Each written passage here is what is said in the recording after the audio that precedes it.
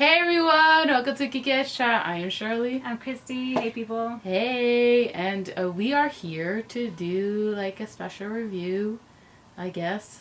No, it's a special review. Because we saw this film on Hulu and Christy was having a terrible day and I was like, I've heard about this film. It's on Hulu. Let's check it out. It probably will brighten up Christy's day. And it's also in French, and it's a love story between two women. One's a painter, and one is I guess, the muse, or in a sense, the person that's getting painted. I don't know what they call them, but she's painting her portrait for a wedding, and they fall in love. So anyways, of course, of the film we're talking about is Portrait of a Lady on Fire. And I heard about this film, like I said, and I saw, like, I didn't see the trailer at all. I just saw the scene that they picked for on Hulu just to show what, you know, the title card of the movie, and it's basically one of the main girls, one of the main women's, and you know, she's standing there and it's beautiful. There's a fireplace and her dress is on fire, and I was like, wow, that's such a great imagery. I'm gonna go back to that later. But anyways, yes. The film we're reviewing is Portrait of a Lady on Fire, and we have a lot to say about this film. It is a French film. It is a love story. It's like a romantic, like gothic, love story.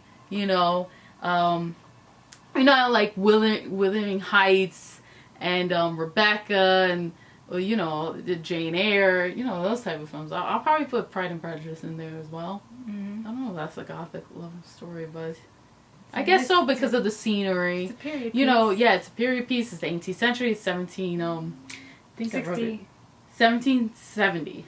So that's France. It's France 1770, and Marine. I hope I'm saying her name right. Right? Yeah. Okay. I believe so. Yeah. Yeah, she's the, you know, it's French word, so Chrissy knows French. I'm not gonna, you know. She's the painter, and she is commissioned to paint this wedding portrait of what is the young woman who left the convent. Eloise. Eloise, yes, thank you. And because she was commissioned by her mother, who's a countess. And she's getting married, and they want to send the portrait of Eloise to Italy, to her fiance. They want to see the portrait of her, like how she looks like, and then they'll get married and stuff like that. I guess. You know, that's how it worked back then, I think, you know. Right, portraits, you know, there's no photos or anything. Photos, you can't see the person. Exactly. It's hard to get to. Exactly. The portrait. It's true. Eloise is, of course, she's a reluctant bride. She doesn't want to get married because she just left the convent. She wants to be free and experience things as her own agency, her own person, as her own woman. And so, basically, she has to, Marine, who's a painter, has to absorb her every day to paint her because Louise is reluctant to get painted. And through that, they fall in love with each other, and it's a love story.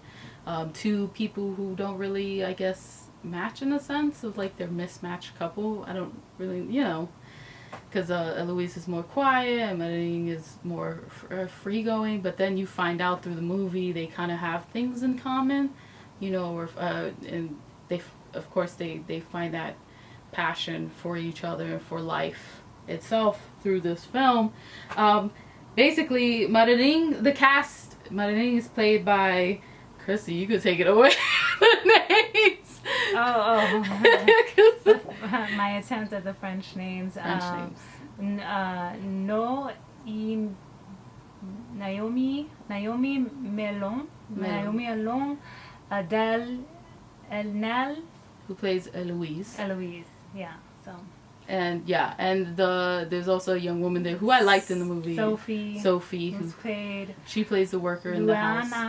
Luana Beyarami. Yes. Sorry, I have trouble with like names in general. So Christy, the one who knows French, so she's killing it. Thank you, Christy. And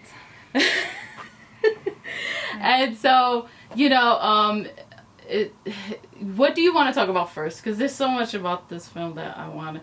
That we could talk about the cinematography. Oh my god, the cinematography is breathtaking. It is breathtaking. It's so... I mean, I think the cinematographer purposely was putting these women into these frames that look like photographs, classical pieces, classical paintings, I should say, not photographs, but from back then, and you can see it throughout the film, and it's just breathtaking. Oh my god, like when they're like showing the cliffs of like where they're at in the French coast, and you know, Eloise is just standing there, and she turns around, you see her covered her face with the scarf because it's really windy, and the shot, how they shoot her, the close-ups, and it's so breathtaking. It looks like a painting. And, you know, the close-ups in the shots in the movie are just, like, they're so, like, I don't know, expressive. And so, like, you know, you get the emotions, but also I think the mysteriousness of Eloise's character, you know, because you're like, what is going on? Like, who is this? And all that stuff. And she's also trying to figure out Madeleine's character well. Like, she's trying to figure out the mysterious of Madeleine, who she is, and why is she here to hang out with her when secretly she's there to paint a portrait of her. Right, and it's totally this female gaze, right? Even when she's painting the portrait of her, yes. You have all those elements all just into one scene, this idea of mystery, this idea that not only is the painter the observer, but the person being painted is also an observer. And so they're trying to figure out who each other is.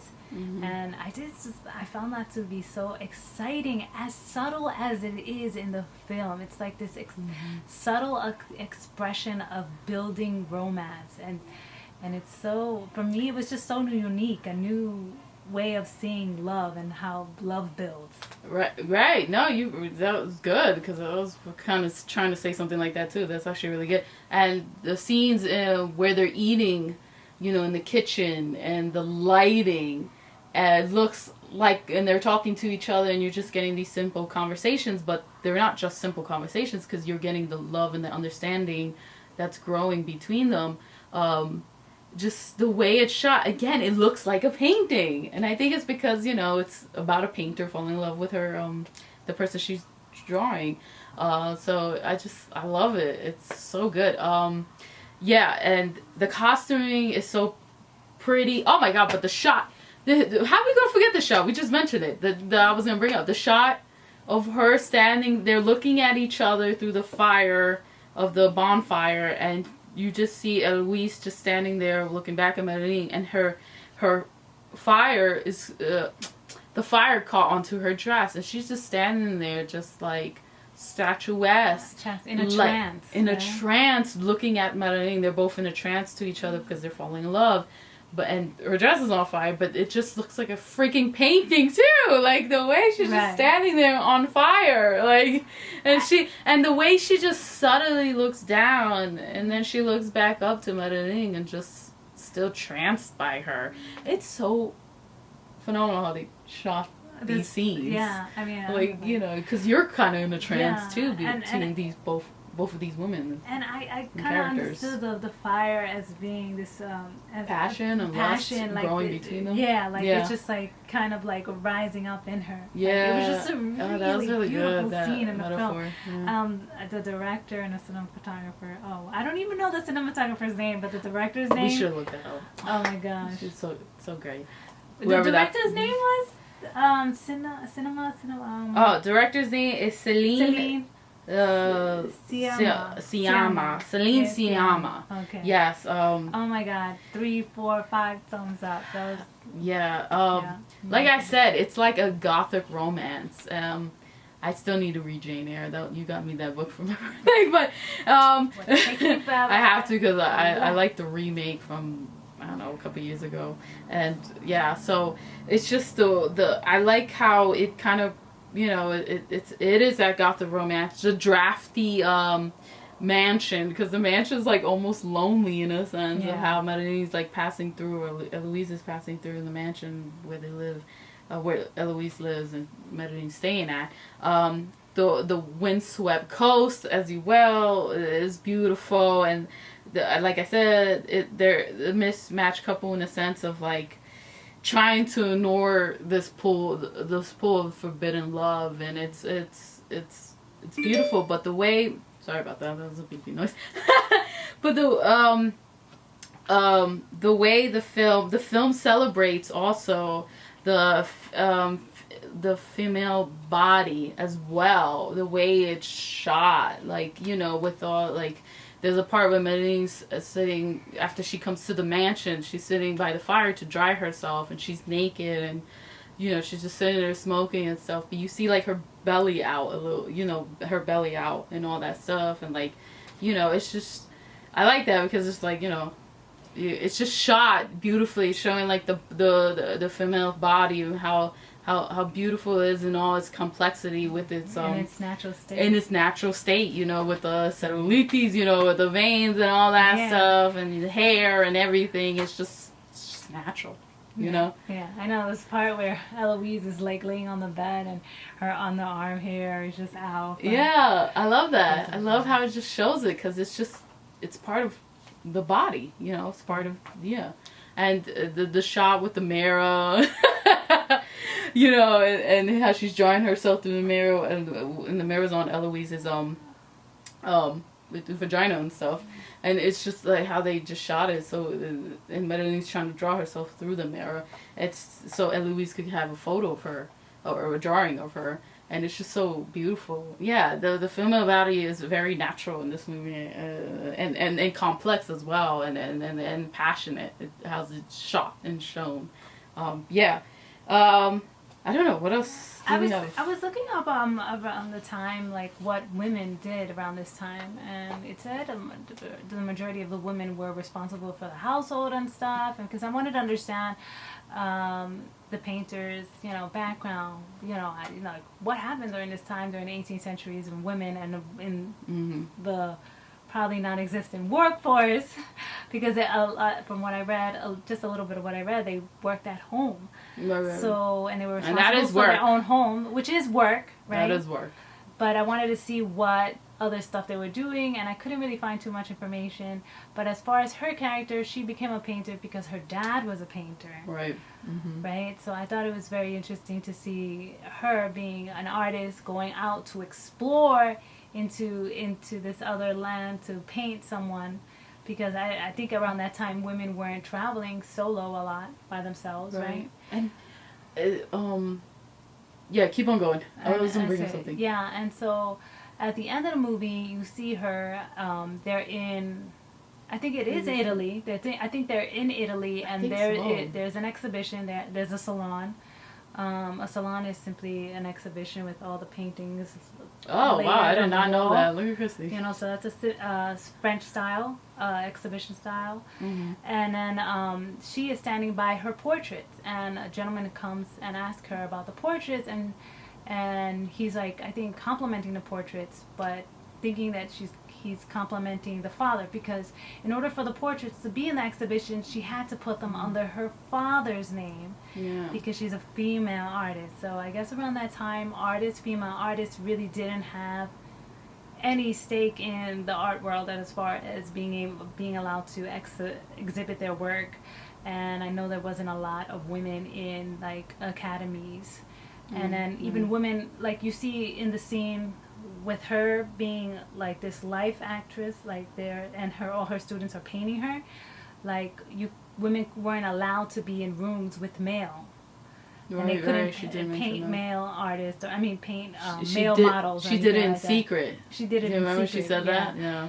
So I think it was just pointing out those realities for artists during those times. So I thought that was very interesting part of the movie. And the movie, again, was really sad as well, because there was a forbidden love, you know. Yeah. Sadly, they couldn't be with each other. Right. I love the ending when she's there to show off her paintings, but she sees the painting of Eloise. And this has been a couple of years.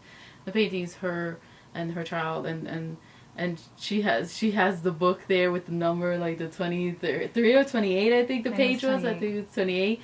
And in the film, you'll find out what 28 means between them and how important it is between them. And that was just sad, but also bittersweet. And Melody was just smiling, like, oh, like, you know, they're always gonna have that love.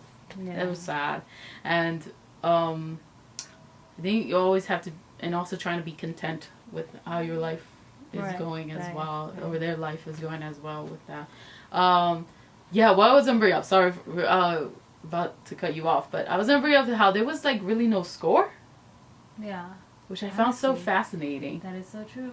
Yeah, I found that so fascinating, and I think it was just to focus on them. Yeah, and their friendship, because that's what a lot of the film was and their about. Growing love as well. Their growing love and friendship and solidarity between women, because I think at one point they're like they go and support the maid Sophie, I liked her. Sophie, who was having an abortion, and here is the lady of the house and a visitor going to take and support the maid at an abortion, which is something that you normally do not see in films of any type, in period pieces. So I thought that was very, like, definitely a big departure and very interesting. So and the scene with the baby, with her during that abortion, the baby, and she's holding the baby's hand, and they're just looking at each other. It's just that shot. Like, I was like, okay, that's a very interesting, like, shot. Yeah, and I don't know, I just felt like the scene was just going into, like, this, like women issues, even, like, back then, which was a lot. Right, she was young, and, you know, and it was just sad and stuff, and I'm happy that they were, like, supporting each other, these women, you know. Yeah. They were supporting each other, and she was Eloise was the woman in the house and stuff, so she was there for her. I appreciated that, you know. I really enjoy the dialogue in this film. Oh, so passionate. Oh, very poetic. Oh my gosh. It's just like, oh yes, please read me those lines. Yes. I don't know. I just really. Especially in French, you know, because it's like she is feeling it. But yeah. Because Christy's learning French, and she could kind of speak it. Yeah. Speak it pretty well, actually. No, you can actually. So, so I was like, oh, Christy's we get a great love story, and, you know, Christy gets to learn French, and me a little bit too. I know, right? Yeah, it's great. It definitely sounds beautiful. It's a great film, to be honest. I was like, why didn't I not go see this movie in theaters? You know, when it came out in 2019. In theaters. Like, I remember hearing about it, and I didn't go, and I should have mentioned it to you. I was just being lazy, probably. And, I think it's right up there with Parasite, to be honest. It's one of the best films. Yes. You know, I had, like, Knives Out with it, but I think I'll push down Knives Out. Knives Out is a really good film, but yeah, I think with that, both of them, that film was amazing. Yeah, it really was. So check out Portrait of a Lady on Fire. On Hulu. Great film. It's on Hulu. YouTube, probably you could rent it somewhere. Amazon Prime, and probably YouTube as well. But it's on Hulu. We got to watch it. So yeah, thank you for watching. Subscribe, like. Also, the Latino film market is on right now. It's currently going on. You get to see amazing films from Latinx artists. The Latinx panels, workshops about film or paintings and all that stuff, and about the industry as well, and how you could break in the industry. And am I missing something else? Yes, it's going through. You can go to the latinofilmmarket.org. Yeah, check it out, please. Check it. See you. Subscribe. Thanks for watching. Kick ass, share. Press the bell. Peace out.